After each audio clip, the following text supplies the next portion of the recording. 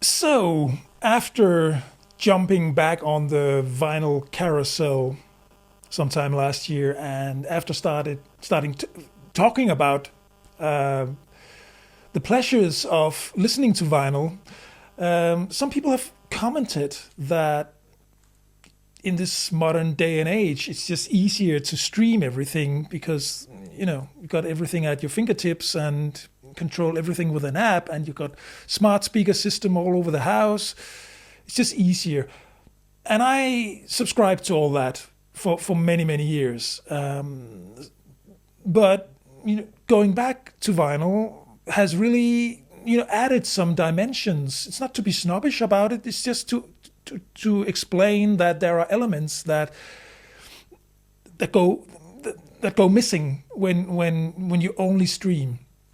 So I wanted to touch base on that because one thing that I discovered was that, for instance, I entered my local vintage record store the other day, and I found this one, Thompson Twins, Hold Me Now, and I was immediately taken back to the club where I would hang out on weeknights back when I was a teenager, and we would just listen to music. This was just a place where all youngsters went, and we would listen to this music loud.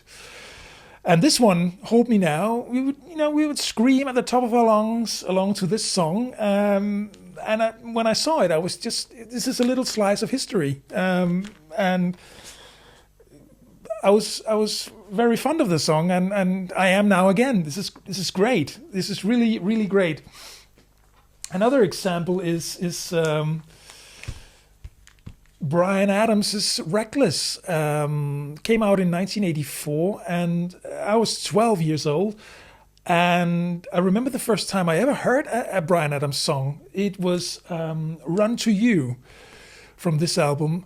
It was a music video that Danish television played on a Friday night, and I went to the record store a couple of days later, and for all my pocket money that I had available, I bought this one. And I came home. I took out the record and the inner sleeve and started reading along to as I heard the music, the lyrics and who plays on it and who produced and where it was recorded, all the stuff that you just don't have available anymore. You don't read those things anymore. It's not the same immersive experience anymore. Sure, you have lyrics. Some apps and streaming services, they offer lyrics that will pop up on your screen as you listen. Sort of okay, but it's not the same. It's not the same. What I will say is that vinyl, yeah, sure. This is a repress of Toto's album number 4, came out in 1982 when I was 10. Originally, I had the original pressing, and this is a new press. It's still with liner notes and everything, but it just doesn't have the same sleek and smooth feel to it. I don't know what it is. So if you can, you should certainly go for original pressings in a good condition. I don't know. Maybe it's just me. It just has something to it. Modern artists like Billie Eilish, she's also releasing vinyl.